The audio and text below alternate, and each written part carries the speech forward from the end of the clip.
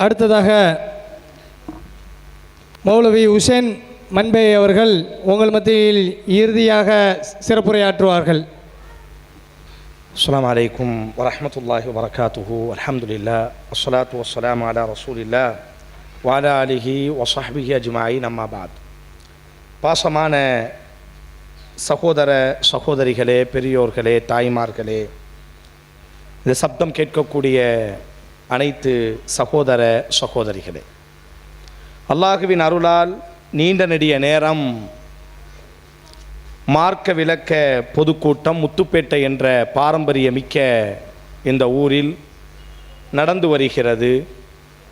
அதனுடைய இறுதியாக மிக மிக சுருக்கமாக சில தகவல்களை உங்களோடு பகிர்ந்து கொள்ள நான் ஆசைப்படுகிறேன். பொதுவாக என் அன்பான பெற்றோர்களே, அல்லாஹ் அஸ்ஸ வஜல் ஒரு மனிதனுக்கு கொடுக்கக்கூடிய அருள் கொடைகளில் மிகச்சிறந்த, மிக உன்னதமான, மிக பெருமதியானதொரு அருள் கொடை குழந்தைகள் என்ற ஒரு அருள் கொடை. சமகாலத்தில் உலகளாவிய அளவில் சர்வதேச பிரச்சனையாக இருப்பது அடுத்த தலைமுறைகளை நாம் எப்படி உருவாக்கப் போகிறோம். காரணம், ஒரு 30 வருடத்திற்கு முன்பாக, ஒரு 25 வருடத்திற்கு முன்பாக வளர்ந்த ஒரு காலம் அல்ல இந்த காலகட்டம். தகப்பனின் கண்டிப்பிலும் தாயின் அரவணைப்பிலும் ஆசிரியர்களினுடைய கண்டிப்பிலும் வளர்க்கப்பட்ட ஒரு காலம் அல்ல இந்த காலகட்டம். உலகளாவிய அளவில் இன்றைக்கு முன்னேறிய மேற்கத்திய நாடுகள் கூட இன்றைக்கு ஆகப்பெரும் பிரச்சனையாக உருவெடுத்திருப்பது அடுத்த தலைமுறைகளை நாம் எப்படி உருவாக்கப் போகிறோம். சுருக்கமாக இந்த அவையிலேயே நாம் பார்க்கலாம். ஒரு காலம் இருந்தது, ஏதேனும் மார்க்க விளக்க கூட்டம் என்று சொன்னால் வாலிபர்கள், சிறார்கள் அதிகமாக இருப்பார்கள், முதியவர்கள், பெண்கள் குறைவாக இருப்பார்கள். நாம் வாழ்ந்த ஒரு 10-20 வருடத்திற்கு முன்பாக ஏதேனும் ஒரு மீலாது பொதுக்கூட்டமாக இருக்கட்டும் அல்லது ஏனைய எந்த மார்க்க நிகழ்ச்சிகளாக இருந்தாலும் கூட வாலிபர்களினுடைய கூட்டம் அதிகமாக இருக்கும். ஆனால் இன்றைக்கு முத்துப்பேட்டை அல்ல உலகளாவிய அளவிலேயே இன்றைக்கு வாலிபர்கள் ஒரு இடத்திலே அமர வைப்பது, அவர்களுக்கு உபதேசம் செய்வது, அவர்களினுடைய வாழ்வுக்கான வழிகாட்டுதலை நல்குவதெல்லாம் இன்றைக்கு பிடிக்காத ஒரு காலமாக இருக்கிறது. அதைத்தான் அரபியில் சொல்வார்கள், காசாவினுடைய உழுக்கத்தை விட வேற என்ன நம்மை உழுக்க வேண்டும். ஒரு மனிதனை உழுக்க வேண்டுமையானால், ஒரு மனிதனை கண்கலங்க வைக்க வேண்டுமையானால், ஒரு மனிதனை ஒரு இடத்திலே அமர வைக்க வேண்டுமையானால் காசாவினுடைய இனப்படுகொலை சர்வதேச நாடுகள், கிறிஸ்தவ நாடுகள் கொந்தளித்து நிற்கிறது. முஸ்லிம்கள் அல்ல, மதத்தை கடந்து மனிதத்தை நேசிக்கக்கூடிய லட்சோபக்கணக்கான மக்கள் வீதியிலே இறங்கி காசாவினுடைய கண்ணீரை துடையுங்கள், காசாவுக்கு உணவளியுங்கள், காசாவை ஆக்கிரமிக்காதீர்கள் என்பதாக களத்திலே நிற்கிறது என்றால், ஆனால் நம்மை உழுக்க மறுக்கிறது. என்ன வார்த்தைகளை கொண்டு அழைத்தாலும் காசாவுக்கு கண்ணீர் சிந்துவோம், காசாவுக்கு போராடுவோம், வாருங்கள் என்று எந்த ஒரு வார்த்தையை சொல்லி ஒரு இடத்திலே அவனை அமர வைத்து அவனுக்கு 4 நல்ல விஷயத்தை எப்படியாகினும் போதிக்க வேண்டும் என்பதாக எந்த மந்திர வார்த்தைகளை சொன்னாலும் கூட அவனால் ஒரு இடத்திலே நம்மை அவர்களை ஒன்று திரட்ட முடியவில்லை என்று சொன்னால் இது இங்குள்ள பிரச்சனை அல்ல. அடுத்த தலைமுறைகளை உருவாக்குவது என்பது சமகாலத்தில் ஆக ஒரு பெரும் பிரச்சனை. ஆதலால் மிகச் சுருக்கமாக ஒரு 20-30 நிமிடங்களுக்குள்ளாக இந்த உரையினுடைய இறுதி பகுதியை நீங்கள் உணர்ந்து கொள்வீர்கள். எவ்வளவு பெரிய பாதிப்பை அடுத்த தலைமுறை நமது வீட்டினுடைய முற்றங்களில் விளையாடக்கூடிய, நம்முடைய வீட்டினுடைய முற்றங்களில் சரிந்து நிற்கக்கூடிய நம்முடைய குழந்தைகள் எவ்வளவு பெரிய சூழ்ச்சி வலைகளுக்குள்ளாக பின்னப்பட்டிருக்கிறார்கள் என்பதை இந்த உரையினுடைய இறுதி பகுதியில் உங்களால் உணர்ந்து கொள்ள முடியும். அல்லாஹ் தரக்கூடிய ஒரு பெரும் பாக்கியம் குழந்தைகள் என்ற ஒரு பாக்கியம். அரபியில் ஹிபத் என்று சொல்வார்கள். ஒரு மனிதனை நேசிக்கும் பொழுது அந்த நேசத்தை வெளிக்காட்டுவதற்காக ஆள் மனதிலிருந்து கொடுக்கப்படக்கூடிய அன்பளிப்பிற்கு அரபியில் ஹிபத்துன் என்ற வார்த்தை பதிவு செய்யப்படும். பல நேரங்களில் அன்பளிப்பு செய்வோம், ஒரு காரணத்திற்காக அன்பளிப்பு செய்வோம். பல நேரங்களில் நாம் அன்பளிப்புகளை கொடுப்போம், அவரை கவருவதற்காக அல்லது நம்மை அவர் கவருவதற்காக கொடுப்போம். ஆனால் ஹிபத்துன் என்ற வார்த்தை இருக்கிறதே, உள்ளத்தினுடைய ஆள் மனதில் நேசத்தால் கொடுக்கப்படக்கூடிய ஒரு அன்பளிப்பு. குர்ஆனில் அல்லாஹ் பதிவு செய்கிறான், யஹபு லிமன் யஷாஉ இனாஸா வ யஹபு லிமன் யஷாஉ ஸுகூரா. நாம் நாடுபவர்களுக்கு அன்பளிப்பாக நாம் குழந்தைகளை கொடுக்கிறோம் என்று அல்லாஹ் பதிவு செய்கிறான். இந்த இடத்தில் அல்லாஹ் பதிவு செய்யக்கூடிய வார்த்தை ஹிபத்துன், உள்ளத்தினுடைய ஆள் மனதிலிருந்து. ஏதோ திருமணம் முடித்தோம், சந்தர்ப்பமாக வீடு கூடினோம், ஏதோ குழந்தை பிறந்தது, ஒரு இயற்கை சூழல் அல்ல. அல்லாஹ் சொல்கிறான், யஹபு, நாம் நேசிப்பவர்களுக்கு, நாம் நாடக்கூடியவர்களுக்கு நாம் மானசீகமான ஒரு அன்பளிப்பாக குழந்தைகளை கொடுக்கிறோம் என்று அல்லாஹ் பதிவு செய்கிறான். அல்லாஹுவினுடைய ஒரு குணம் சுன்னத். அல்லாஹ் நம்மில் ஒவ்வொருவருக்கும் ஒரு குணம் உண்டு, பறவைகளுக்கு ஒரு குணம் உண்டு. அல்லாஹுவினுடைய ஒரு குணம், அவன் எதை நமக்கு அருள்கொடையாக தந்தானோ, சும்மல துஸ்அலுன்ன யௌமஇதின் அனின் நஈம், நிச்சயமாக திட்டமாக உங்களுக்கு கொடுக்கப்பட்ட அருள்கொடைகளை பற்றி நீங்கள் நாளைக்கு மறுமையில் விசாரிக்கப்படுவீர்கள் என்று அல்லாஹ் பதிவு செய்கிறான். அப்ப குழந்தைகள் அல்லாஹுவினுடைய அடுத்த தலைமுறைகள், அல்லாஹ் நமக்கு தந்திருக்கக்கூடிய அன்பளிப்புகள். அவர்கள் விவகாரமாக அல்லாஹ் நாளைக்கு நம்மை விசாரிக்க இருக்கிறான். உலகம் பல்வேறு ஆய்வுகளை செய்கிறது, பல்வேறு விவாத களங்களை, பல்வேறு சர்வதேச கட்டமைப்புகளை உருவாக்குகிறது. அடுத்த தலைமுறைகளை சீர்படுத்துவதற்காக பல்வேறு பொதுக்கூட்டங்கள், பல்வேறு விவாதங்கள், பல்வேறு கருத்தரங்குகள், பல்வேறு ஆய்வு புத்தகங்களை உலகம் உருவாக்கினாலும் மார்க்கம் மிக நேர்த்தியாக ஒரு 3 வழிகாட்டுதலை தருகிறது. அந்த 3 வழிகாட்டுதலின் ஊடாக ஒரு குடும்பம், ஒரு சமூகம், ஒரு ஊர், ஒரு கட்டமைப்பை நாம் அடுத்த தலைமுறைகளுக்கு உருவாக்கி கொடுப்போமேயானால் அடுத்த தலைமுறைகள் ஆக்கப்பூர்வமான ஒரு தலைமுறைகளாக இருப்பார்கள். அதில் மிக பிரதானமானது குழந்தைகள் வளருவார்கள், மாறாக நம்மை நாம் வளர்த்து கொள்ள வேண்டும். குழந்தைகள் வளருவார்கள், நாம் அல்ல அவர்களை வளர்ப்பது, மாறாக நம்மை நாங்கள் வளர்த்து கொள்ள வேண்டும். எப்படி வளர்த்து கொள்வது? உதாரணத்திற்கு நான் சொல்கிறேன், நாம் எல்லோரும் இப்பொழுது பயன்படுத்தக்கூடிய செல்போன், கூகுள் என்ற ஒரு செல்போன், அதில் ஒரு ஆய்வு கட்டுரை இருக்கிறது. வாய்ப்பு இருந்தால் அந்த ஆய்வு கட்டுரையை படித்து பாருங்கள்.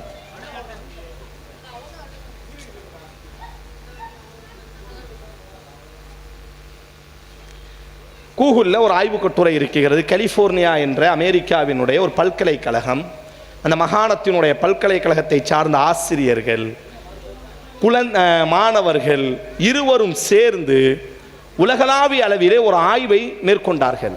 ரொம்ப இலகுவான ஒரு ஆய்வு. உலகத்தில் கொடூரமாக தவறு செய்து சிறையில் இருக்கக்கூடிய கடுமையான குற்றவாளிகளை ஆய்வுக்குட்படுத்தினார்கள். சென்ற வருடம் விழுப்புரம் மாவட்டம், உங்கள் பக்கத்து மாவட்டம் விழுப்புரம், 18 வயது பையன் அவங்க அம்மாட்ட காசு கேட்குறான். நைட் நேரத்தில் அவங்க அம்மா கொடுக்கல.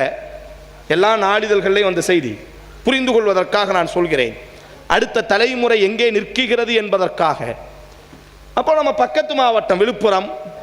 அப்போ அந்த பையன் அம்மாட்ட காசு கேட்குறான். அந்த அம்மாவுக்கு தெரியுது மகன் ஏதோ ஒரு போதை வஸ்துவை பயன்படுத்துவதற்காக காசு கேட்குறான்னு தெரிஞ்ச உடனே அந்த அம்மா கொடுக்கல. மறுநாள் காலையில் அந்த பையன் இருக்கிறான் வீட்டில், அந்த அம்மாவை காணும். உடனே பக்கத்து வீட்டு பெண்கள் எப்போவும் எந்திப்பாங்க, கேட்பாங்கல்ல. அந்த அம்மா எப்பவும் வீட்டை தூப்பாங்க, கோலம் போடுவாங்க. அந்த மகன்கிட்ட கேட்குறாங்க, எங்கே உங்கள் அம்மா எங்கப்பான்னு கேட்குறாங்க. அந்த பையன் முன்னுக்கு பின்னா பேசுகிறான். உடனே காவல்துறை அதிகாரிகளுக்கு தகவல் கொடுக்கப்படுகிறது. காவல்துறை அதிகாரிகள் வருகிறார்கள். அந்த பையன்கிட்ட விசாரிக்கிறாங்க. அந்த பையனினுடைய பேச்சு ஒரு ஹாலா இல்லை, ஒரு தெளிவாக இல்லை. உடனே அதிகாரிகள் வீட்டை ஆய்வு செய்தால் வீட்டில் ஒரு பகுதி மட்டும் சிமெண்டால பூசப்பட்டிருக்கு. இப்போ ஒரு இடத்துல திடீர்னு கொத்தி நம்ம பூசி இருந்தா தெரியுமா இல்லையா? வீட்டினுடைய ஒரு பகுதி மட்டும் கொத்தி புதிதாக பூசப்பட்டிருக்கு. உடனே காவல்துறை அதிகாரிகள் கடப்பாரை வச்சு உடைச்சா என்ன நடந்திருக்குன்னா, நைட் அம்மா காசு கேட்டான்ல, அம்மாட்ட கொடுக்கல, இரவோடு இரவா தாய் தலையில கல்ல போட்டு கொன்னு புதைச்சி பூசி இருக்கிறான். இது எப்படி சாத்தியம்? 2 நாட்களுக்கு முன்பாக நம்ம எல்லாரும் படிச்ச ஒரு செய்தி. மனைவி துரோகம் செய்கிறாள் கணவனுக்கு. இந்த மனைவியை பழி வாங்கணும். மனிதர்கள் சமகாலத்தில் அடுத்த தலைமுறை எப்படி உருவாகுகிறது, அதற்கு யார் காரணம், அவர்களை சீர்படுத்த வேண்டுமே. ஆனால் எங்கே பிரச்சனை என்பதை நாம் உள்வாங்க வேண்டும். அந்த ஆய்வு கட்டுரை என்னன்னா, உலகளாவிய அளவுல கொடூரமாக தவறு செய்தவர்கள். பொதுவாக மனிதன் கோபம் வரும்பொழுது பேசாம இருப்பான், முகத்தை திருப்பிக் கொள்வான். இது மனிதனினுடைய இயல்பு. தாயை எப்படி கொலை செய்ய தோன்றும்? 2 நாட்களுக்கு முன்பாக நம்ம தமிழகத்தில் மனைவி கணவனுக்கு துரோகம் செய்து இனி ஒரு ஆணோடி தொடர்பில் இருக்கிறார். கணவன் இப்ப மனைவியை பழி வாங்கணும்னு நினைக்கிறாரு. என்ன செய்யறது? அவருக்கு 3 குழந்தைகள், 3 குழந்தையினுடைய கழுத்தை அறுத்துக் கொள்கிறார். ஒரு தகப்பன், 28 வயது தகப்பன் மனைவியை பழி வாங்க வேண்டும், தனக்கு பிறந்த குழந்தையை. என்ன சாத்தியம்?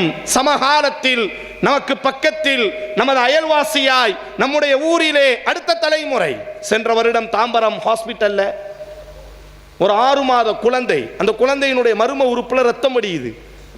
டாக்டர் ஆய்வு செஞ்சுட்டு சொல்றாங்க பாலியல் துஷ்பிரயோகத்திற்கு. 6 மாத குழந்தை நம்ம என்ன கண் கொண்டு பார்ப்போம்? வீட்டினுடைய முற்றத்தில் தவளக்கூடிய ஒரு குழந்தை, வீட்டுக்குள்ளாக தவளக்கூடிய ஒரு குழந்தை, அந்த யார் வீட்டு குழந்தையாக இருக்கட்டும், அந்த குழந்தையை நம்ம என்ன கண் கொண்டு பார்ப்போம்? ஆனால் நாம் வாழக்கூடிய உலகத்தில் 6 மாத குழந்தை டாக்டர் சொல்றாங்க பாலியல் துஷ்பிரயோகத்திற்கு ஆளாக்கப்பட்டிருக்கு. கடைசி காவல்துறை கைது செய்கிறது, 66 வயது முதியவரை கைது செய்கிறது. ஐக்கிய நாடு சபை யூனிசெஃப் குழந்தைகளினுடைய பாதுகாப்பு அமைப்பு என்று சொல்லக்கூடிய சர்வதேச ஐக்கிய நாடு சபை சொல்கிறது, உலகத்தினுடைய 90% குழந்தைகள் வளரும் பொழுது ஏதோ ஒருவரால் பாலியல் துஷ்பிரயோகத்திற்கு உட்படுத்தப்படுகிறது.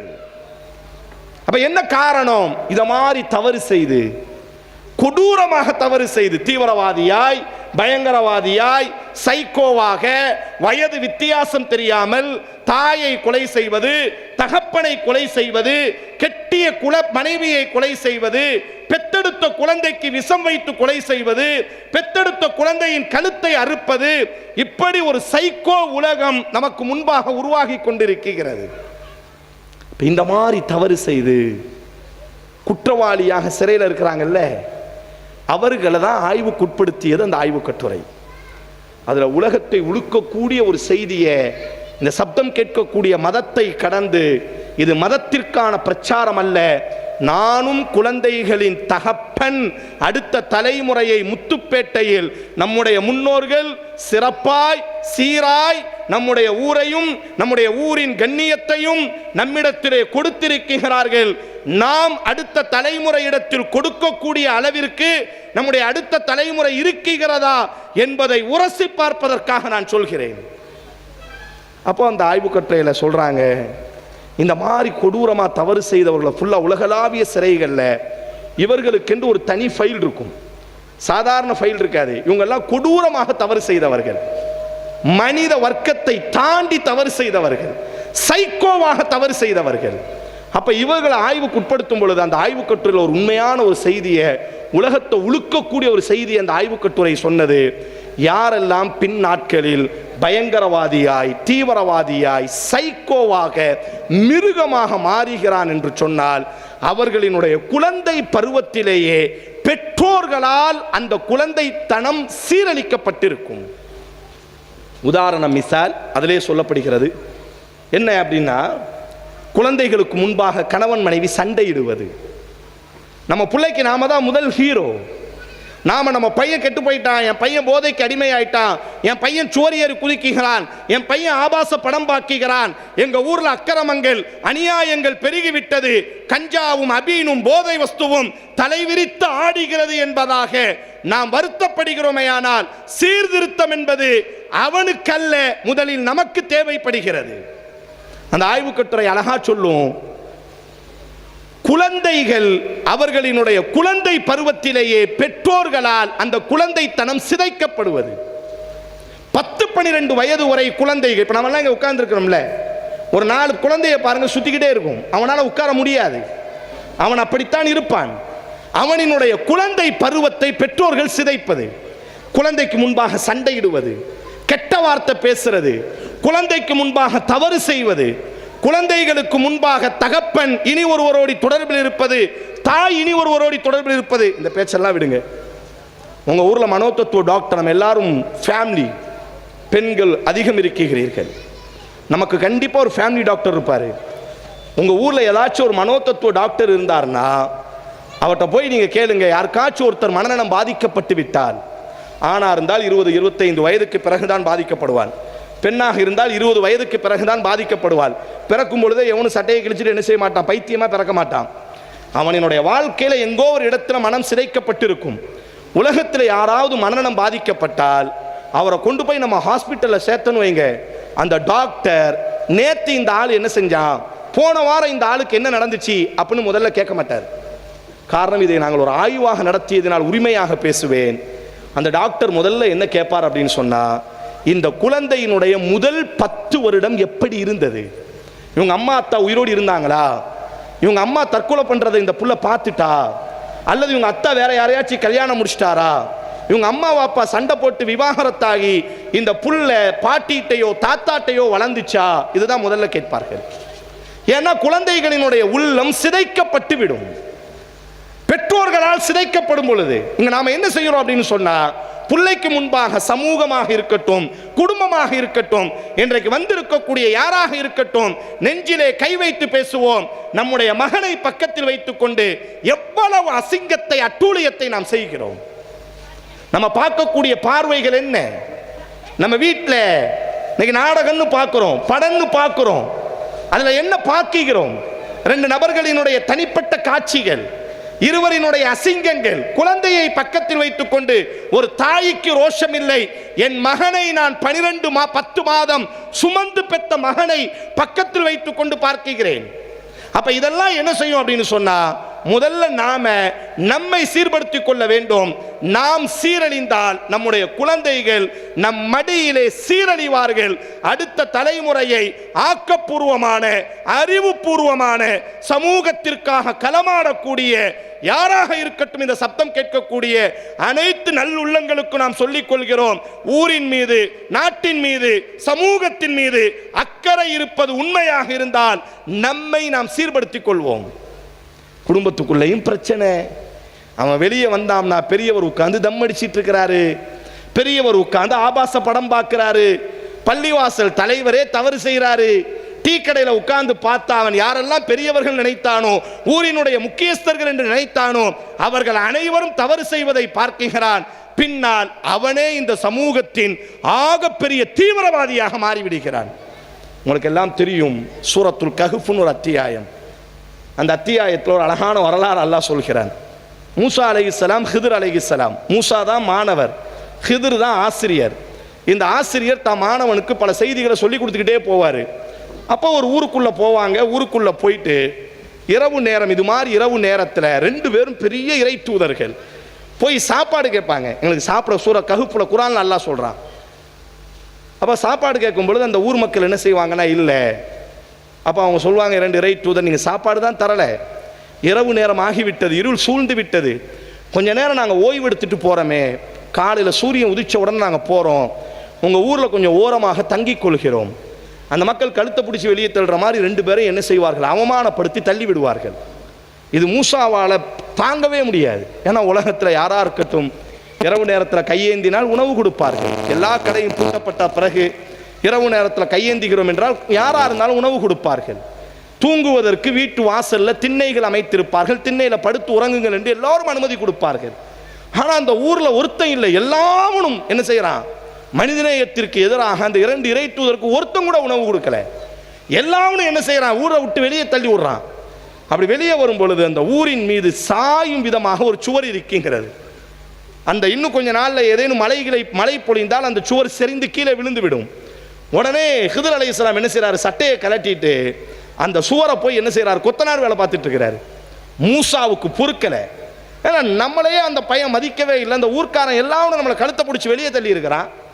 ஊரில் உள்ள எல்லாரும் நமக்கு ஒரு வாய் சாப்பாடு தரலை.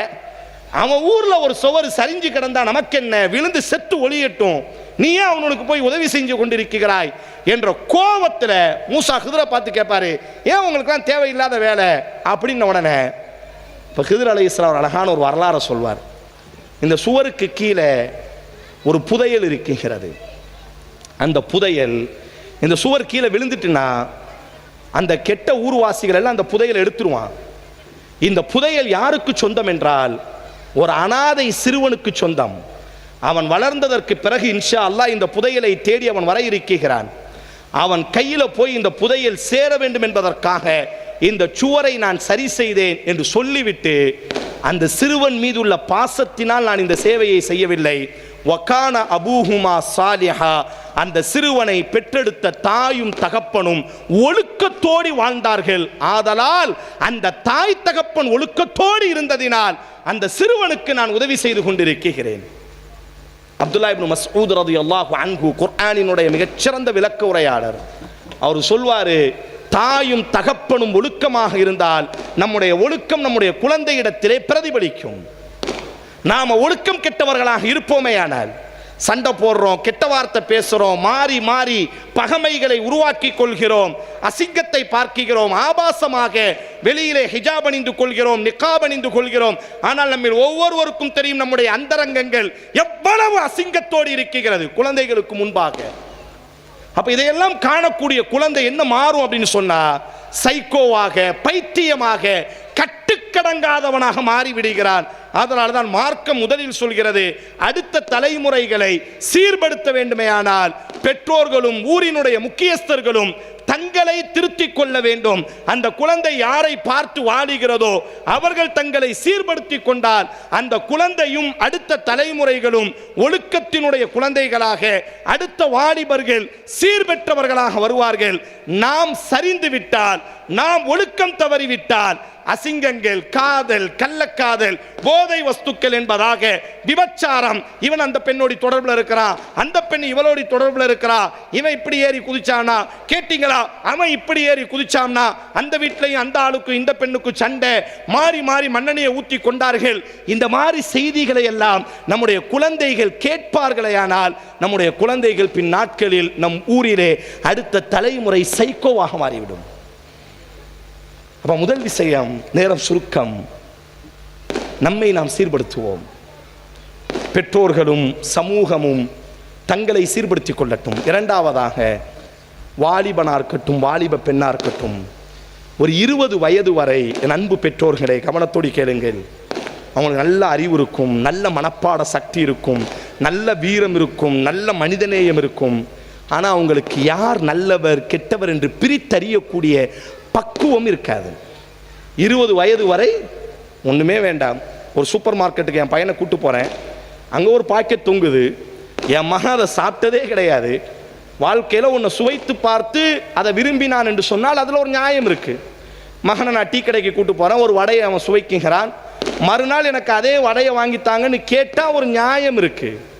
ஆனால் என் மகனை நான் சூப்பர் மார்க்கெட் கூட்டு போயிருக்கிறேன், அங்கே ஒரு பாக்கெட் தொங்குது, அந்த பாக்கெட்டில் உள்ள என்ன இருக்குன்னு என் மகனுக்கு தெரியாது, அதை சுவைத்ததும் கிடையாது. ஆனால் என் மகன் உட்காந்து அடம்பிடிப்பான், எனக்கு அதுதான் வேணும்னு கேட்டுட்டு இருப்பான். சரி, அது என்னடா அவனுக்கு தெரியாது, ஏண்டா அது வேணும் அதுவும் அவனுக்கு தெரியாது. கவர்ச்சி 20 வயது வரை அந்த கவரினுடைய கவர்ச்சி. அதுதான் மார்க்கமும் சொல்லும், ஒரு 20 வயது வரை குழந்தைகளை பெற்றோர்கள் கண்காணித்தே ஆக வேண்டும். அவங்களுக்கு யார் நல்லவர், யாராச்சும் ஒருத்தர் செல்போன் கொடுத்துட்டா, யாராச்சும் ஒருத்தர் 1 மணி நேரம் 2 வீலர் கொடுத்துட்டா, யாராச்சும் ஒருத்தர் ஒரு சவர்மா வாங்கி கொடுத்துட்டா, யாராச்சும் ஒருத்தர் அந்த பையன் பெட்ரோல் 2 வீலருக்கு பெட்ரோல் போடுறதுக்கு ஒரு 100 ரூபாய் கொடுத்து விட்டால் உலகத்திலேயே அவன் தான் ரொம்ப நல்லவன் என்பதாக நம்ப ஆரம்பித்து விடுவார்கள். யாராவது ஒரு பையன் கையை கிழிச்சுக்கிட்டான், 4 நாள் நம்மளை பார்த்து சிரிக்கிறான், நமக்காக காலையிலேயே கண் விழித்து நிற்கிறான் என்றால் ஒரு பெண் நம்ப ஆரம்பித்து விடுகிறாள், உலகத்திலே இவன் தான் நமக்கான ஜீவன், நமக்கான சொர்க்கத்து கதாநாயகன், நம் உயிரை விட நேசிக்கக்கூடியவன் அவன்தான் என்பதாக இலகுவாக ஏமாறப்பட்டு விடுகிறாள். அப்ப இதுக்கு அடிப்படை காரணம், ஒரு 20 வயது வரை குழந்தைகளுக்கு யார் நல்லவர்கள், அடுத்த தலைமுறை யார் கெட்டவர்கள் என்று பிரித்தறிய தெரியாது. பெற்றோர்களாகிய நாமே என்ன செய்ய வேண்டும், அவர்களுக்கு கண்காணிக்க வேண்டும், அவர்களுக்கான நண்பர்களை நாமே தேர்வு செய்ய வேண்டும். தமிழக முதலமைச்சர் உசைன் மன்பை இல்லை, தமிழக முதலமைச்சர் போதை இல்லாத தமிழகத்தை உருவாக்குவோம் அப்படின்னு ஒரு 3 வருஷத்துக்கு முன்பாக ஒரு ஸ்லோகத்தை உருவாக்கினார். எல்லா அரசு பள்ளிக்கூடங்கள், அரசு அலுவலகங்கள்லையும் போதை இல்லாத தமிழகத்தை உருவாக்குவோம் அப்படின்னு சொன்னார். என்னடா பெரிய ஆச்சரியம், போதை இல்லாத தமிழகமா, எப்படா அது? காரணம், போதையை விற்கிறதே தமிழ்நாடு அரசு தான், டாஸ்மாக் விற்கிறதே யார் தான், சாராய கடையை திறந்து வச்சிருக்கிறதே யார் தான், தமிழக அரசு தான். அப்ப எப்படி அப்ப போதைனா அவர் அதை திருத்தி தரார். நம்ம நினைக்கிற மாதிரி போதை மொத்தம் 2 வகைப்படும்.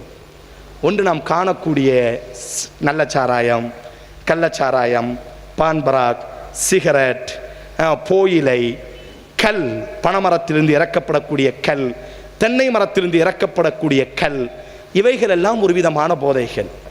இந்த போதைகள் ஒரு குறிப்பிட்ட தியானம், ஒரு குறிப்பிட்ட மணி தியானம் நம்முடைய உடல்ல போதையா இருக்கும். ஒரு 2 மணி நேரம் 3 மணி நேரம். அதனால தான் நீங்க நல்லா பார்க்கலாம், உடனே சாக மாட்டோம். 40 வருஷம் தண்ணி அடிச்சவங்கல்ல கல்லு மாதிரி நிற்பான். கொஞ்சம் கொஞ்சமா அவனுடைய உடல் உறுப்பு. நம்ம மார்க்கத்தில் எல்லா போதையும் சமம், ஹராம். ஆனால் புரிந்து கொள்வதற்காக நான் சொல்கிறேன், போதைகள் மொத்தம் 2 வகை போதை உண்டு. ஒரு போதை இருக்கே, அது என்ன செய்யும் அப்படின்னு சொன்னா, குறிப்பிட்ட மணி தியானம், சிகரெட் அடிக்கிறார், ஒரு சில நிமிடங்கள் அவரினுடைய மூளையில ஒரு விதமான புத்துணர்ச்சியை கொடுக்கும். பான்பராக் போடுறார், அதாவது போயில போடுறார், சாராயம் குடிக்கிறார், ஒரு குறிப்பிட்ட மணி தியானம். மறுநாள் காலையில நம்மளை விட தெளிவா அரசியல் பேசுவார், பார்க்கிறோமா இல்லையா? ஆனா 2வது ஒரு போதை இருக்கு. தமிழக முதலமைச்சர் அவர்கள் அதை குறிப்பிட்டு சொன்னார்கள். நாம் அல்ல, தமிழகத்தினுடைய ஏற்றத்தாழ்வுக்கு பொறுப்பேற்க வேண்டிய தமிழக முதலமைச்சர் அவர்கள் சொன்னார்கள், 2வது ஒரு போதை இருக்கு, கஞ்சா, அபின், கொக்காய் என்ற இந்த போதைகள். அந்த தமிழக முதலமைச்சர் சொல்றாங்க, குழந்தைகளை குறிவைத்து.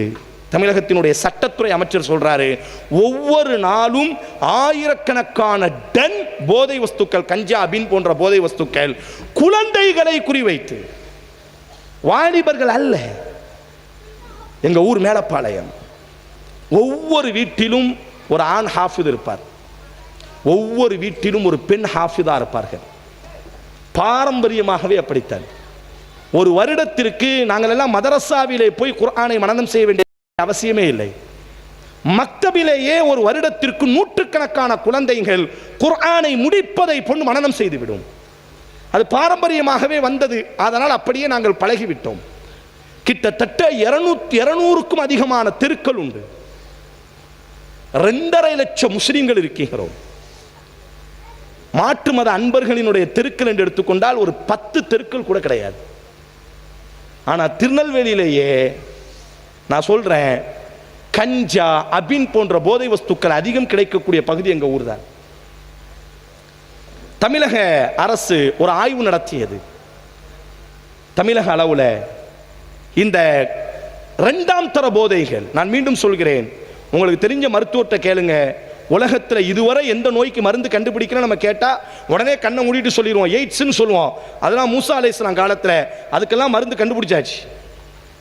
உலகத்தில் இன்றைக்கு ஒரு நோய்க்கு மருந்து இல்லை என்று சொன்னால் கஞ்சா, அபின், கொக்காய் போன்ற 2ஆம் தர போதைய ஒரு சிறுவன், ஒரு வாலிபன், ஒரு ஆணோ ஒரு பெண்ணோ 6 வருடத்தில் உபயோகப்படுத்தினால் அவனை மீட்டெடுப்பதற்கு இல்லா மாஷா அல்லாஹ், அல்லாஹ் நாடினாலே தவிர உலக அறிவை சார்ந்து ஒரு மருந்தே இல்லை.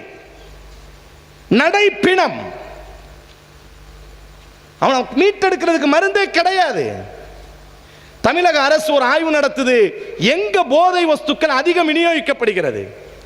சொல்கிறேன் என்று வருத்தப்படாதீர்கள், உங்கள் மாவட்டம் டெல்டா மாவட்டம் முதல் தரத்திலே இருக்கிறது. கஞ்சா, அபின்ல, அதிலும் குறிப்பாக முஸ்லிம்கள் பெரும்பான்மையா இருக்கக்கூடிய பகுதிகள் முத்துப்பேட்டை, அதிராம்பட்டினம், காயல்பட்டினம், கடையநல்லூர், மேலப்பாளையம், அதே போன்று தென்காசி, இந்த பக்கம் நாகப்பட்டினம், பழவேற்காடு, அதே போன்று கீழக்கரை, காரைக்கால், பாண்டிச்சேரி, இந்த பெல்ட்டை ஃபுல்லா நீங்க ஒரு ஆய்வுக்கு உட்படுத்தினா எல்லாமே முஸ்லிம்கள் பெரும்பான்மையா இருக்கக்கூடிய பகுதி. அப்போ காவல்துறை அதிகாரியை சந்திக்கிறோம். சின்ன பையன், இந்த ரைஸ் மில் இருக்கு, இந்த ரைஸ் மில் பக்கத்தில் இரவு நேரத்தில் தீ எரிஞ்சிருக்கு. அப்பப்போ சின்ன சின்ன எரிஞ்சி கரிஞ்சி போய் ஒன்று இருக்கு. உடனே சிசிடி கேமரா வைக்கிறோம்.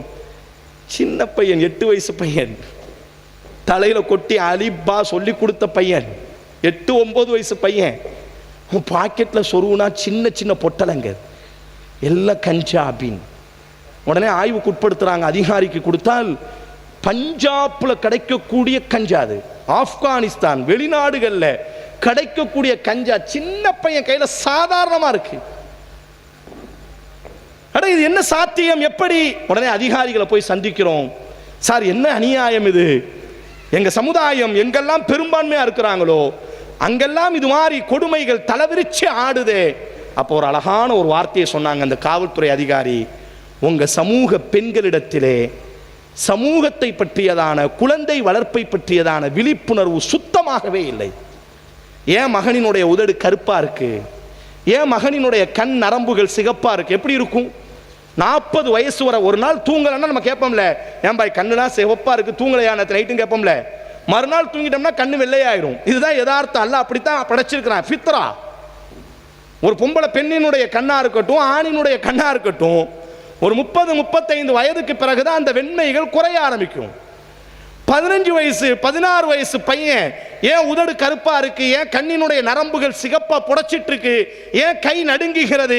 வழக்கத்திற்கு மாற்றமாக இரவிலே அதிகம் உணவு உண்ணுகிறான், வழக்கத்திற்கு மாற்றமாக உறவுகளை விட்டு நண்பர்களை விட்டு தூரமாகி தனிமையை விரும்புகிறான். எதற்காக?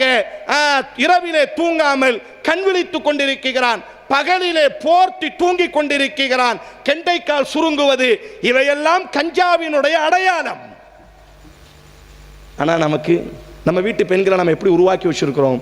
அந்த அதிகாரி ஒரு அழகான வார்த்தையை சொன்னாங்க, உங்க சமூகத்தினுடைய பெண்களுக்கு குழந்தைகளினுடைய உருவாக்கத்தை பற்றி எந்த புத்தியையும் கொடுப்பதே இல்லை. நான் பேசுகிறேன் என்று வருத்தப்படாதீர்கள், உரிமையோடு நான் பேசுகிறேன். ஒரு 100 வருட காலமாக கீழத்திய நாடுகள், இந்தியா போன்ற கீழத்திய நாடுகளினுடைய முஸ்லிம் பெண்கள்கிட்ட என்ன மாதிரியான ஒரு சிந்தனை வந்துவிட்டது என்றால், நாங்கள் பெண்கள் எங்களினுடைய பொறுப்பு 2 தான், எங்களை ஜோடிக்க வேண்டும், எங்கள் கணவனுக்கு நல்ல சமைக்க வேண்டும், இதை தாண்டி வேற ஒரு கட்டளை வேற ஒரு பகுதி எங்களுக்கு இல்லை என்ற மனோபக்குவம், இதனுடைய பாதிப்பை இப்பொழுது நாம் உணர்கிறோம். நம்ம வீட்டு பெண்களுக்கு நம்ம புத்தியை கொடுக்கிறதே இல்லை. நாங்களும் எப்படி விரும்புகிறோம் என்று சொன்னால், என் மனைவி நல்ல அழகா இருந்தா போதும், நல்ல வாய்க்கு ருசியா சமைச்சு தந்தா போதும், ஒண்ணுமே வேண்டாம். புரிந்து கொள்வதற்காக சொல்கிறேன். நீங்க நல்லா பார்க்கலாம், வீட்டில் செய்தி போடும்போது தான் மனைவி எந்திரிச்சு போவாங்க. எங்க செய்தி பார்க்கலையா? இல்லை நாங்கள் எல்லாம் பெண்கள், எங்களுக்கு ஒண்ணுமே புரியாது. யார்? இந்த அம்மாவே சொல்லிக்கிறோம். மருத்துவத்தை பத்தி போடுவாங்க, இல்லை நாங்கள்லாம் பெண்கள், எங்களுக்கு ஒண்ணுமே புரியாது. அஜாயிபுல் மஹ்லூகாத், அரபியில் சொல்வார்கள் ஆச்சரியமான படைப்புகள் என்பதாக. அடே நாங்கள் இஸ்லாமிய வரலாறை நீங்கள் ஆய்வு செய்தீர்களே ஆனால் பல நேரங்களில் ஆண்களை விட இஸ்லாமிய வரலாற்றினுடைய பெண்கள் அறிவுஜீவிகளாக இருந்திருக்கிறார்கள். இஸ்லாம் அப்படித்தான் உருவாக்கியது. உமர் ரலியல்லாஹுவை விட உமர் ரலியல்லாஹுவினுடைய மகள் ஹப்ஸா அறிவிலே படிப்பிலே உயர்ந்தவள். அபூபக்கர் ரலியல்லாஹுவை விட அவர்களினுடைய மகளார் அபூபக்கரினுடைய மகள் ஆயிஷா ரலியல்லாஹு அன்ஹா அவர்கள் அபூபக்கர் ரலியல்லாஹுவை விட அறிவிலே ஆய்விலே உயர்ந்தவர்கள். இஸ்லாமிய வரலாறு நடிக்கிறோம். காரணம், அதுக்கு ஒரு அழகான ஒரு வரலாறை இமாம் தபரி சொல்வாங்க. முஸ்லிம் ஆண்கள் வியாபாரத்திற்காக செல்வார்கள், முஸ்லிம் பெண்கள் கல்விக்காக செல்வார்கள். ஆனா இன்னைக்கு நாம என்ன செய்யல? நம்ம மகனை கண்காணிக்கணும் அப்படின்னு சொன்னா நமக்கு அறிவு இருக்க வேண்டும். ஆனால் நாங்க என்ன செய்யறோம் அப்படின்னு சொன்னா, ஒரு 4 மணி நேரம் என் கையில ரிமோட் இருக்கணும், அதனால மகன் பள்ளிக்கூடம் விட்டு வருவான், எங்கேயாச்சும் போடா. அவன் எங்க போறான்? நீங்க நல்லா பாருங்க, நாமெல்லாம் இன்னைக்கு சின்ன வயசுல வீட்டு முற்றத்தில் விளையாண்டுருப்போம், ஓடுவோம், சாடுவோம், கீழே விழுவோம், கையில் அடிபடும், காலில் அடிபடும், இதுதான் குழந்தை. ஆனா இன்னைக்கு எவன் விளையாடுகிறான்? நம்ம வீட்டுக்கு வெளியில எவனாச்சும் இந்த இடத்துல எங்கேயாச்சும் பாருங்க. என்ன காரணம்? ஏதாச்சும் ஒரு சந்தில, ஏதாச்சும் ஒரு பொந்தில மணிக்கணக்காக, ஒரு ஆய்வு சொல்லுது 40 நிமிடங்களுக்கு மேலாக. எனக்கெல்லாம் ரொம்ப ஆச்சரியம், இந்த இடத்துல இவ்வளவு மணி நேரம் உட்கார்ந்து இருப்பது என்பது, அதுவும் பருதாவை போட்டுக்கொண்டு இது மாதிரி புழுக்கமான நேரத்தில் இவ்வளவு பெரிய தியாகங்களை சகித்து கொண்டு உட்கார்ந்து இருக்கு. அதனால தான் உலகத்தில் கல்வியினுடைய வகுப்புனாலே 45 நிமிடம் தான். ஏன்? அவன் புத்தியில் ஆகுது. அதுக்கு பிறகு நம்ம என்ன பேசினாலும் அவனுக்கு ஏறாது. அதனாலதான் உலகம் ஃபுல்லா 40 நிமிடங்கள் 45 நிமிடத்தில் அவன் அடுத்த வகுப்புக்கு கொஞ்ச நேரம் அவனுக்கு ஓய்வு கொடுத்து அவனை தயார்படுத்துவார்கள். ஆனா இன்னைக்கு பாருங்க, 3 மணி நேரம் 5 மணி நேரம் ஆத்தங்கரையிலையும் கடற்கரை மண்ணிலையும் இடிந்த கெட்டடங்களுக்குள்ளாக ஒரு சிறுவன் ஒரு போனை வைத்துக்கொண்டு மணிக்கணக்காக உட்கார்ந்து இருக்கிறான் என்றால் அவன் 195% சைக்கோவாக மாறிவிட்டான். அவனுடைய மனம் சிதைக்கப்பட்டாச்சு, எங்கோ ஒரு இடத்தில் அடிமையாகிவிட்டான். அப்ப இரண்டாவதாக நாம் என்ன செய்ய வேண்டுமே ஆனால் இந்த போதை வஸ்துக்களா இருக்கட்டும், அசிங்கங்கள் இன்றைக்கு ஆகப்பெரிய பிரச்சனை. கஞ்சா அபின் கொக்காயின் அன்பு சகோதரிகளே, இந்த வார்த்தையின் ஆழம் உங்களுக்கு புரிகிறதோ இல்லையோ, உலகத்தில் கஞ்சா அபின் கொக்காய் போன்ற இந்த போதைகள்ல ஒரு ஊர் அடிமையாகிவிட்டால் 10 வருடத்தில் அந்த ஊர்ல ஆண்களே இருக்க மாட்டார்கள். எனக்கு நல்லா ஞாபகம் இருக்கு, எங்க ஊர்ல ஒரு 8 வயசு புள்ள, எங்க ஊர் ரொம்ப ஆறுகள் உள்ள ஊர், எங்க போனாலும் ஆறுகள் இருக்கும் செழிப்பாய். உங்க ஊர்ல எப்படி கடற்கரை இருக்கின்றதோ அது போன்று எங்கள் ஊர் முழுவதும் ஆறுகள். அப்போ ஒரு 8 வயசு பிள்ளைய, முஸ்லீம் பிள்ளை, சின்ன பிள்ளைய அவங்க அம்மா ஸ்கூல் லீவில் குளிக்கிறதுக்காண்டி கூட்டு போனாங்க. இந்த கஞ்சாவினுடைய பாதிப்பை நான் சொல்கிறேன் பாருங்கள். அப்போ அந்த புள்ள நீச்சல் தெரியாமல் சுழியில் மாட்டி, ஆறை பொறுத்தவரை இங்கே இழுத்துட்டுனா அங்கே கக்காது, எங்கேயோ ஒரு இடத்துல கொண்டு போய் என்ன செய்யும், கொஞ்சம் நேரத்துக்கு பிறகு வெளியே கக்கும். உடனே அந்த பிள்ளையை காணும். எல்லோரும் தீயணைப்பு வீரர்கள், அமைப்பை சார்ந்தவர்கள் எல்லாரும் தேடுறாங்க. கடைசி ஒரு இடத்துல அந்த பிள்ளையை பிணமாக கொப்பளித்தது. அந்த பிள்ளையை எடுத்து மார்ஜரியில் போஸ்ட்மார்ட்டம் பண்ணி கஃன் துணியை பொதிந்து வீட்டுக்கு கூட அந்த ஜனாசாவை கொண்டு போகல. 8 வயசு புள்ள உடம்புல கஃன் பொதிகிறது யாரால் சகிக்க முடியும்? சில மணி நேரங்களுக்கு முன்பு வீட்டு திண்ணையில் விளையாண்டு கொண்டிருந்த ஒரு சின்ன புள்ள அது உடம்புல கஃன் செஞ்சு உடலை பிளந்து அறுத்து கஃன் செஞ்சு உடனே கபருக்கு கொண்டு வராங்க. ஜனாசா தொழுகை. ஒரு ஆள் சிரிச்சுக்கிட்டே இருக்கிறான். அந்த ஆள் சிரிக்கனா வாய் விட்டு சிரிக்கிற, அப்படி புன்முறுவலோடி சிரிச்சுக்கிட்டே இருக்கிறாரு. உடனே ஜனாசா தொழுகை நடக்க எல்லாரும் அழுகிறாங்க. எல்லாரும் கைக்குட்டையை வச்சு கண்ணை துடைக்கிறாங்க. ஜனாசால சின்ன புள்ள, ரொம்ப அழகான புள்ள. அப்போ கடைசி கபருக்கு கொண்டு வரப்படுது. பிள்ளைய உள்ள இறக்குறாங்க. சொல்றாங்க அந்த ஆளை பார்த்து, கடைசியாக பார்த்துக்கோங்கிறாங்க. அந்த ஆள் அப்பவும் சிரிச்சுக்கிட்டே நிற்கிறான். உடனே அடக்கம் பண்ணியாச்சு. யாரா அந்த ஆளுன்னு கேட்டா அந்த குழந்தையினுடைய தகப்பனே அவர்தான். என்னன்னு கேட்டா 10 வருஷம் அவர் கஞ்சாவுக்கு அடிமையாகி விட்டார்.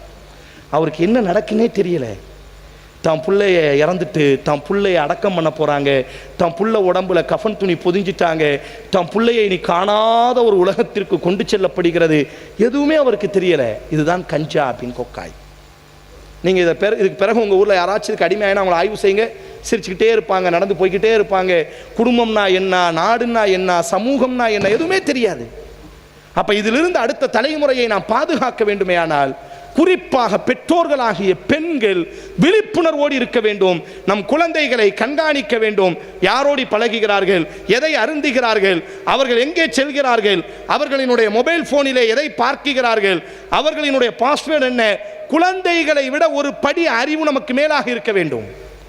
அழகா சொல்வார்கள், குழந்தை நமக்கு கற்றுக் கொடுத்து விட்டால், அறிந்து கொள்ளுங்கள், குழந்தை நமக்கு கற்றுக் கொடுக்க ஆரம்பித்தால் நாம் நமது குழந்தையை கபரிலே வைப்பதற்கு துணிந்து விட்டோம் என்ற ஒரு அர்த்தம். என்ன அர்த்தம் அப்படின்னு சொன்னா, குழந்தைக்கு நாங்க தான் ரோல் மாடல், பிள்ளைக்கு நாங்க தான் உலகத்தை கற்றுக் கொடுக்கணுமே தவிர புள்ள நமக்கு என்ன செய்யக்கூடாது. இன்னைக்கு தாய் தகப்பனை பொறுத்தவரையில என் புள்ள யார் தெரியுமா, விடிய விடிய அவன் முடிச்சிருப்பான். ஏண்டா முடிச்சிருக்கே, இல்லை அவன் படிக்கிறான். அது எப்படி படிக்க முடியும்? உலகத்துல 1 மணிக்கு மேல எவனா இருந்தாலும் தூக்கம் வரும்.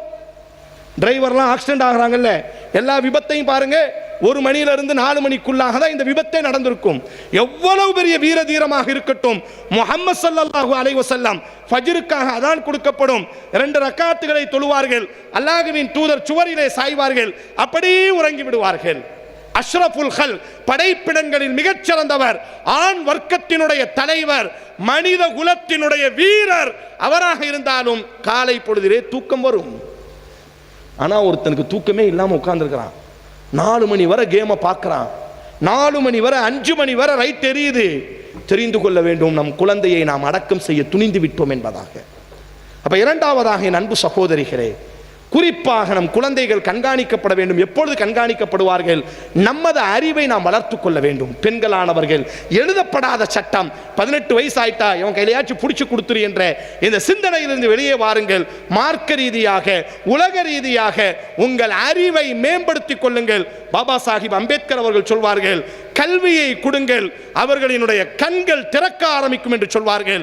ஒரு பெண்ணுக்கான சுதந்திரம் என்பது அவளுக்கான கல்வியை நாங்கள் ஆக்கப்பூர்வமாக கொடுக்க வேண்டும். பெண் என்பவள் நம்முடைய மார்க்கத்தில் எந்த விதத்திலும் பின்தங்கியவள் அல்ல. அறிவும் கல்வியும் மட்டும்தான் அவள் குழந்தையை அவளால் வளர்க்க முடியும். ஆனால் நாம் என்ன செய்யலை? நம்ம வீட்டு பெண்கள் அழகா இருக்கணும்னு நினைக்கிறோம், நல்ல சமைச்சு தரணும்னு நினைக்கிறோம்.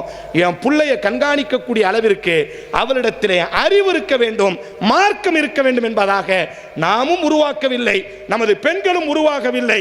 இதனுடைய பாதிப்பு தான் முஸ்லிம்கள் பெரும்பாரியாக வாழக்கூடிய பகுதிகளில் முஸ்லிம் வாலிபர்கள் போதைக்கு அடிமையானவர்களாக இருக்கிறார்கள். இரண்டாவதாக, நம்முடைய குழந்தைகள் 20 வயது வரை நம்முடைய குழந்தைகள் கண்காணிக்கப்பட வேண்டும், அவர்களினுடைய ஒழுக்கம் கண்காணிக்கப்பட வேண்டும், அவர்களை நாங்கள் கண்காணித்துக் கொண்டே இருக்க வேண்டும். எப்பொழுது கண்காணிக்க முடியும்? நமது வீட்டு பெண்களுக்கு நாம் அறிவை ஊட்டும் பொழுது மட்டும்தான் அவர்களை நம்மால் கண்காணிக்க முடியும். இறுதியாக, நாம் எவ்வளோதான் ஒழுக்கமாக இருந்தாலும், நாம் எவ்வளோதான் கண்காணித்தாலும், அல்லாஹ் நம்முடைய குழந்தைக்கு பாதுகாப்பு இல்லாமல், அல்லாஹுவின் பாதுகாப்பு கொடுக்கப்படாமல் நம் குழந்தைகளுக்கு ஒரு பாதுகாப்பே கிடையாது. அதனால தான் இறை தூதர்கள் குர்ஆனில் தனக்காக பிரார்த்திக்கக்கூடிய எல்லா நேரங்களிலும் இங்கே வந்திருக்கக்கூடிய பெண்களை பார்த்து, ஆண்களை பார்த்து நான் கேட்கிறேன், என் மகன் நல்லா படிக்கணும்னு பிரார்த்திச்சிருக்கிறோம், என் மகனுக்கு விசா கிடைக்கணும்னு பிரார்த்திச்சிருக்கிறோம், வெளிநாட்டில் போய் அவன் பாஸ்போர்ட்டில் சீல் வச்சா மட்டும்தான் அவனுக்கு கழுத்தை நாங்கள் நீட்டுவோம் என்பதாக எழுதப்படாத ஒரு விதியை உருவாக்கி வைத்திருக்கிறோம். அப்படிலாம் துவா செய்கிறோம், என் மகனுக்கு நல்ல விசா கிடைக்கணும், பாஸ்போர்ட் கிடைக்கணும், நல்ல சம்பளம் கிடைக்கணும், வெளிநாட்டில் போய் அவன் சம்பாதிக்கணும். உள்நாட்டில் வெளிநாடு பையன் ரொம்ப ஒழுக்கமானவன், பையன் ரொம்ப ஈமான்தாரி, சமூகத்தின் மீது அக்கறை உடையவன், பையன் தாடி வச்சிருக்கிறான், சமூகத்தில் யாருக்கேனும் பாதிப்பு என்று சொன்னால் முதல் தரத்திலே வந்து நிற்கிறான். அதெல்லாம் சரி, பாஸ்போர்ட்டில் சீல் இருக்கா? இந்த மாதிரியான மனநிலை. நீங்கள் குர்ஆனை படித்து பாருங்கள், எல்லா இறை தூதர்களும் தனக்காக பிரார்த்திக்கக்கூடிய எல்லா நேரத்திலும் ரப்பி ஜஅல்னி முகீம ஸலாத்தி வ மின் ஸுர்ரிய்யத்தி ரப்பனா வ தகப்பல் துஆ. அல்லாஹுவே, என்னை தொழுகையாளியாய், என் குழந்தையை தொழுகையாளியாய், ரப்பனா வஜஅல்னா முஸ்லிமைனி லக வ மின் ஸுர்ரிய்யத்தினா, அல்லாஹுவே என்னை ஒழுக்கமுள்ள முஸ்லிமாய், என் குழந்தைகளை ஒழுக்கமுள்ள முஸ்லிமாக அல்லாஹுவே நீ மாற்றணும். ரப்பி ஹபிலி மினஸ் ஸாலிஹீன், அல்லாஹுவே சாலிஹான குழந்தையை எனக்கு நீ தர வேண்டும் யா அல்லாஹ். ரப்பனா அல்லாஹ் இன்னி சம்மைத்துஹா மரியம் வ இன்னி உஈதுஹா பிக வ ஸுர்ரியத்தஹா மினஷ் ஷைத்தானிர் ரஜீம். ரசூலுல்லாஹ் ஸஹீஹுல் புகாரியில் வரும், உலகத்தில் எந்த குழந்தை பிறந்தாலும் ஷைத்தான் அந்த குழந்தையை தீண்டுகிறான். வரலாற்றில் 2 குழந்தையை ஷைத்தான் தீண்டியதில்லை. அதற்கு காரணம் அந்த குழந்தையினுடைய தாய் செய்த பிரார்த்தனை. சூரா ஆல இம்ரான் அல்லாஹ் சொல்றான், இன்னி சம்மைத்துஹா மரியம், மரியம் பிறந்த பொழுது அந்த அம்மா செய்த பிரார்த்தனை, அல்லாஹுவே என் பிள்ளைக்கு நான் மரியம்னு பெயர் சூட்டுதேன், இன்னி உஈதுஹா, யா அல்லாஹ் என் பிள்ளையை நீ பாதுகாக்கணும், பிக்க வ ஸுர்ரியத்தஹா, யா அல்லாஹ் இந்த பொம்பளை புள்ள மரியம் ஒரு பெண், இவ ஒரு பிள்ளையை சுமப்பால்ல, அந்த பேர குழந்தையையும் நீ பாதுகாக்கணும். மினஷ் ஷைத்தானிர் ரஜீம், எடுத்தெறியப்பட்ட, தூக்கி எறியப்பட்ட, உனது அருளை விட்டு தூரமான அந்த ஷைத்தானின் சோதனையிலிருந்து, அந்த ஷைத்தானின் தீண்டுதலிலிருந்து அல்லாஹுவே என் குழந்தையையும் என் பேர குழந்தையையும் நீ காப்பாயாக என்பதாக மரியமினுடைய தாய் பிரார்த்தனை செய்தார். அல்லாஹுவின் தூதர் சொல்வார்கள், ஒரு தாயும் தகப்பனும் தன் குழந்தைக்காக பிரார்த்தனை செய்யும் பொழுது அல்லாஹ் கபூல் செய்கிறான் என்பதாக ஒவ்வொரு நாளும் மக்ரிபினுடைய நேரம் சூரியன் மறைய ஆரம்பித்தால் ஸஹீஹுல் புகாரியில இந்த செய்தி பதிவு செய்யப்படும். அப்துல்லா இப்னு அப்பாஸ் ரலியல்லாஹு அன்ஹுமா அவர்கள் அறிவிப்பார்கள், அஊது பி கலிமாத்தில்லாஹி தாம்மா மின் குல்லி ஷைத்தான் வ ஹாம்மா வ மின் குல்லி ஐனின் வ லாம்மா. அல்லாஹுவே, உனது பரிபூர்ணமான வார்த்தையை கொண்டு இந்த எனது 2 பேர குழந்தையை நீ காக்கணும், ஷைத்தான் தீண்டுவதிலிருந்தும் விசச்சந்துகள் தீண்டுவதிலிருந்தும், வ மின் குல்லி ஐனின், கெட்டவர்களினுடைய பார்வை, கெட்டவர்களினுடைய சகவாசம், கெட்டவர்களினுடைய அந்த தொடர்பு, கெட்டவர்களினுடைய பார்வை என் குழந்தையின் மீது விழுவதிலிருந்து அல்லாஹுவே என் பேர குழந்தையை நீ ரட்சிக்கணும், காக்கணும் என்பதாக ஒவ்வொரு நாளும் ரசூலுல்லாஹி ஸல்லல்லாஹு அலைஹி வஸல்லம் தன்னுடைய பேர குழந்தைகளுக்காக இந்த பிரார்த்தனையை செஞ்சுட்டு ரசூலா சொல்வாங்க, நான் இதை செய்யலை, எனக்கு முன்பாக என்னுடைய தகப்பன் இப்ராஹிம் அலைஹிஸ்ஸலாம் அவருக்கு அல்லாஹ் 2 குழந்தையை கொடுத்தான், இஸ்மாயில் இஸ்ஹாக் என்பதாக, அந்த 2 குழந்தைக்கும் இந்த பிரார்த்தனையை செய்பவராக இருந்தார், ஆதலால் நானும் இந்த பிரார்த்தனையை செய்கிறேன் என்பதாக ஒவ்வொரு நாளும் அல்லாஹுவின் தூதர் ஸல்லல்லாஹு அலைஹி வஸல்லம் ஹசன் ஹுசைன் ரலியல்லாஹு அன்ஹுமா அந்த இருவருக்கும் அல்லாஹுவின் தூதர் அல்லாஹ்விடத்தில் பாதுகாப்பு தேடுகிறார்களே. ஆனால் நம்மில் எத்தனை நபர்கள் முஸல்லாவிலே அமர்ந்து கொண்டு நம்முடைய குழந்தையினுடைய காதுபட, நம்முடைய குழந்தைகளுக்காக, நம்முடைய குழந்தைகளின் எதிர்காலத்திற்காக, நம் குழந்தையின் ஒழுக்கத்திற்காக, நம் குழந்தைகளின் பண்பாட்டிற்காக நம்மில் எத்தனை நபர்கள் பிரார்த்தனை செய்கிறோம்? சொர்க்க சொர்க்கவாசிகளின் பண்பை பற்றி குர்ஆனில் அல்லாஹ் பேசுவான். ரப்பனா ஹப்லனா மின் அஸ்வாஜினா வ ذُرِّيَّاتِنَا குர்ரத்த அயுனி வஜஅல்னா லில் முத்தகீன இமாமா. அந்த சொர்க்கவாசிகள் யார் என்றால் இப்படி அல்லாஹ்விடத்தில் பிரார்த்தனை செய்வார்கள். அல்லாஹுவே, இந்த எனது குழந்தைகளை நீ எனக்கு அன்பளிப்பாக தந்த குழந்தையை கண் குளிர்ச்சியான குழந்தையாக. கண் குளிர்ச்சியான குழந்தைனா என்ன அர்த்தம்? புள்ள பேரை சொன்னோன்னே கண்ணில் வச்சு முத்திக் கொள்வதா? கண் குளிர்ச்சியான குழந்தைனா என்ன அர்த்தம்? குர்ஆனை மனனம் செய்து இரவு நேரத்தில் 30 நாள் தராவீக நம்முடைய மகன் தொழுகை நடத்தும் பொழுது 30வது ஜுசுவை குல் அஊது பிரப்பின் நாஸை நிறைவு செய்யும் பொழுது நம்ம புள்ள அழகா தொழுக வச்சு அந்த மஸ்ஜிதில் உள்ளவங்கெல்லாம் வாழ்த்துவாங்கல்ல, அந்த நேரத்தில் ஒரு சொட்டு கண்ணீர் வடியும் அல்லவா, அந்த கண்ணீருக்கு பெயர் குர்ரத்த அயுன். நம்முடைய மகன் டாக்டராய், நம்முடைய மகன் IAS அதிகாரியாய், IPS அதிகாரியாய் ஒரு உயர்ந்த பதவியிலே அமர்ந்து மார்க்கத்தையும் சமூகத்தையும் 2 கண்ணாக பாவித்து ஒழுக்கத்திலே சொல்வார்கள் அல்லவா, குழந்தை என்று பெற்றால் இப்படி ஒரு குழந்தையை தான் பெறணும். ஹாலிதை பார்த்து அபூபக்கர் ரலியல்லாஹு சொல்வாங்க, பெண்களே குழந்தைன்னு பெற்றா மிஸ்ர ஹாலிதை மாதிரி ஒரு குழந்தையை நீங்கள் பெற வேண்டும் என்பதாய் ஒரு சமூகம் சொல்லும் அல்லவா. நம்முடைய மகனை வாயை கட்டி வயிறை கட்டி இரத்தத்தை வேர்வையா சிந்தி இரத்தத்தை பாலாய் சுரப்பித்து நம்முடைய மகனை மார்க்க ரீதியாய் உலக ரீதியாய் ஒரு உயர்ந்த இடத்திலே வைத்திருக்கும் பொழுது குடும்பமும் சமூகமும் புள்ளேன்னு பெத்தா இப்படி ஒரு பிள்ளையை பெற வேண்டும், குழந்தேன்னு வளர்த்தா இப்படி ஒரு குழந்தையை வளர்க்க வேண்டும் என்பதாக சொல்லும் பொழுது கண்களினுடைய ஓரத்தில் ஒரு சொட்டு கண்ணீர் வடியும் அல்லவா, அந்த கண்ணீருக்கு பெயர் குர்ரத்த அயுன். சூரத்து நஹ்ல் அல்லாஹ் சொல்வான், வமன் ஸலஹ மின் ஆபாஇஹிம் வ அஸ்வாஜிஹிம் வ ذُرِّيَّاتِهِمْ உலாயிக யதுகுலூனல் ஜன்னah.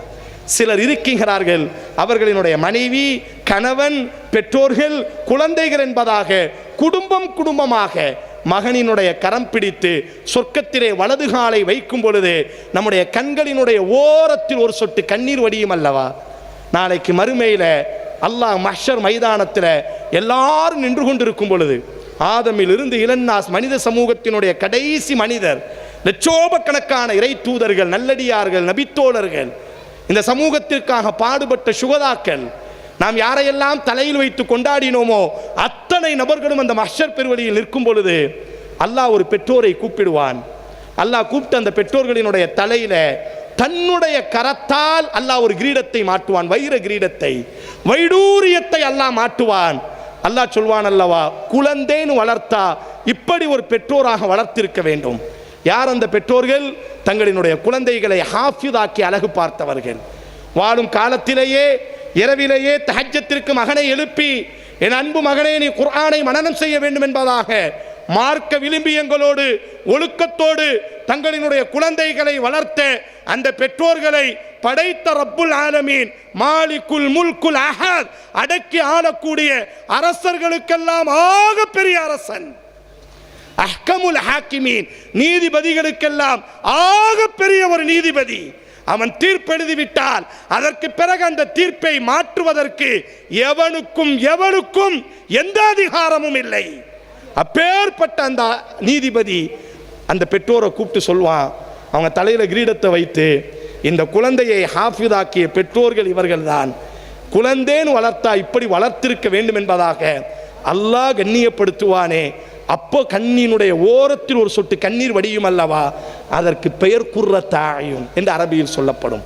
பாதலாளின் அன்பு பெற்றோர்களே, அதைத்தான் அல்லாஹ் சொல்கிறான், சொர்க்கவாசிகள் இப்படி பிரார்த்திப்பார்கள், ரப்பனா ஹப்லனா மின் அஸ்வாஜினா வ ذُرِّيَّاتِنَا குர்ரத்த அயுனின். அல்லாஹுவே, எங்கள் குழந்தையை கண் குளிர்ச்சியான குழந்தைகளாக நாம் மரணித்து நமக்கு தொழுகை நடத்தி நம் கபருக்குழியில் இறங்கி நம்மை அடக்கம் செய்து நமக்காக பிரார்த்திக்கக்கூடிய குழந்தைகளை உருவாக்கக்கூடியவர்களாக நாம் இருக்க வேண்டுமே தவிர அதற்கு மாற்றமாய் போதைக்கோ விபச்சாரத்திற்கோ அசிங்கத்திற்கோ ஆபாசத்திற்கு அடிமையாகி வாழும் பொழுதே குழந்தையை சிறையிலே சந்திப்பதோ அல்லது குழந்தையை 6 அடி கபரிலே அடக்கம் செய்யக்கூடிய ஒரு அசிங்கமான ஒரு சூழலை எதிரிகளுக்கு கூட அல்லாஹ் அஸ்ஸ வஜல் கொடுக்க கூடாது என்பதாக நாம் பிரார்த்தனை செய்கிறோம். ஆதலால் அடுத்த தலைமுறையை உருவாக்குறதுக்கு ஊரினுடைய முக்கியஸ்தர்கள், பெற்றோர்கள், இந்த பொதுக்கூட்டத்தை ஏற்பாடு செய்த அத்தனை நபர்களுக்கும் நாம் சொல்லிக் கொள்வது 3 தான். 1, குழந்தைகள் வளரட்டும், உங்களை நீங்கள் வளர்த்து கொள்ளுங்கள்.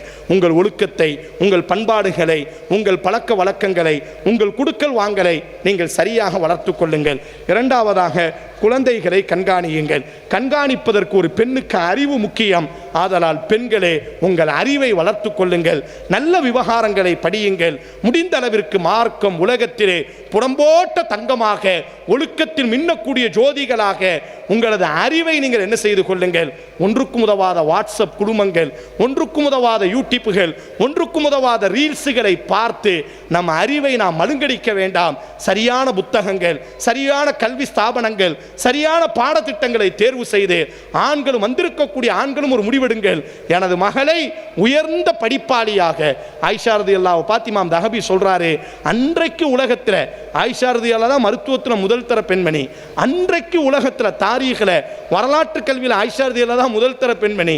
அன்றைக்கு உலகத்தில் அரபிக்கு தலையில் கொட்டி கொடுத்தாலும் ஏறாத ஒரே ஒரு கல்வி கணக்கு கல்வி, ஹிசாபியாத். அவனுக்கு மண்டையில் ஏறவே ஏறாது, கணக்கு அவனுக்கு புரியவே புரியாது. ஆனால் இமாம் தஹபி சொல்றாங்க, அன்றைக்கு உலகத்தில் ஹிசாபியாத்து கணக்கில் உலகத்திலேயே முதல் தர பெண்மணி அன்னை ஆயிஷா ரலியல்லாஹு அன்ஹா. அவங்கள்ட்ட கேட்கப்படும், எப்படி நீங்கள் இந்த கல்வியில் இப்படி ஒரு உயர்ந்த இடத்திற்கு வந்தீர்கள்? அம்மா ஆயிஷா அழகான ஒரு புன்முறுவலோடு ஒரு வார்த்தை சொல்வார்கள், என் கணவர் ரசூலுல்லாஹி ஸல்லல்லாஹு அலைஹி வஸல்லம் என்னை கல்விக்கு ஊன்றுபடுத்தினார்கள், என்னை கல்விக்காக ஆர்வமூட்டினார்கள்.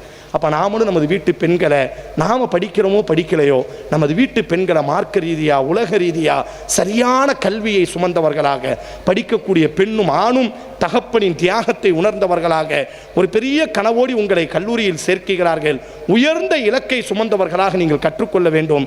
இறுதியாக நம்முடைய குழந்தைகளுக்காக படைத்தவனிடத்தில் எப்பொழுதும் முசல்லாவிலே நம்முடைய குழந்தையின் ஒழுக்கத்திற்காய், பண்பாட்டிற்காக, நல்ல பழக்க வழக்கங்களுக்காக, மார்க்க ரீதியாக, தொழுகை ரீதியாக, தௌஹீத் ரீதியாக நம்முடைய குழந்தைகளுக்காக நாம் பிரார்த்தனை செய்யும் பொழுது, இந்த மூன்றும் ஒரு கோட்டிலே வரும் பொழுது நம்முடைய அடுத்த தலைமுறைகள் ஆரோக்கியமுள்ள தலைமுறைகளாக, ஒழுக்கமிக்க தலைமுறைகளாக, எந்த நபித்தோழர்களை எல்லாம் தியாகமாக பார்த்து நாம் ஆச்சரியப்படுகிறோமோ அந்த நபித்தோழர்களை போன்று உலகத்தில் வாழக்கூடிய பெருமதிமிக்க குழந்தைகளாக அல்லாஹ் அஸ்ஸ வஜல் நம்முடைய குழந்தைகளை உருவாக்கி தருவான்.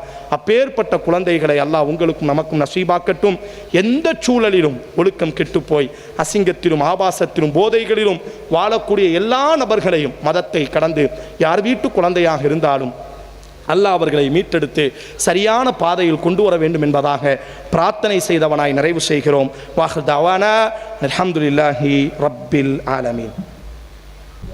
அல்ஹம்துலில்லா, ஜஸாக்கல்லாஹ் ஹைரன். எதை கேட்டோமோ அதை செயல்படுத்துவோம் இன்ஷா அல்லாஹ். பலஸ்தீன மக்களுக்காக அதிகம் அதிகம் துவா செய்யுங்கள். இறுதியாக சௌரர் ரியாஸ் அகமது அவர்கள் நன்றியாற்றுவார்கள். அஸ்ஸலாமு அலைக்கும் வரஹ்மத்துல்லாஹி வபரகாத்துஹு. அல்ஹம்துலில்லாஹ், இறைவனுடைய உதவி கொண்டு நிகழ்ச்சி சிறப்பாக நடந்து முடிந்தது. அல்லாஹுக்கே புகழ் அனைத்தும். இந்த நிகழ்ச்சியில் இறுதி வரை இருந்து சிறப்பித்த சிறப்பு அழைப்பாளர்களுக்கும் எங்களுடைய பைத்துல்மால் அல் முஸ்லீம் சார்பாக மனமார்ந்த நன்றியை தெரிவித்துக் கொள்கின்றோம். இந்த நிகழ்ச்சிக்கு உடலாலும் பொருளாலும் உதவி செய்த அனைத்து உள்ளங்களுக்கும் எங்களுடைய நன்றியை தெரிவித்துக் கொள்கிறோம். முஹிதீன் பள்ளி நிர்வாகத்திற்கும் அனைத்து ஜமாத் தலைவர்களுக்கும் சிறப்பான ஆடியோ அமைத்து கொடுத்த மைதீன் ஆடியோ அவர்களுக்கும் இந்த நிகழ்ச்சி பாதுகாப்பு அளித்த காவல்துறை ஆய்வாளருக்கும் நன்றியை தெரிவித்துக் கொள்கிறோம். இறுதியாக இந்த நிகழ்ச்சிக்கு வருகை தந்துள்ள சகோதர சகோதரர்களுக்கும் எங்களுடைய பைத்துல்மால் அல் முஸ்லீம் சார்பாக நன்றியை தெரிவித்துக் கொள்கிறோம். எல்லாம் அல்ல இறைவன் எம்முடைய பாதங்களை அவனுடைய சத்திய மார்க்கத்தை உறுதிப்படுத்துவானாக இன்ஷா அல்லாஹ். ஜஸாவுல்லாஹ் ஹைரன். அஸ்ஸலாமு அலைக்கும் வரஹ்மத்துல்லாஹி வபரகாத்துஹு. துஆவதி கலந்து கொள்ளுங்கள் இன்ஷா அல்லாஹ்.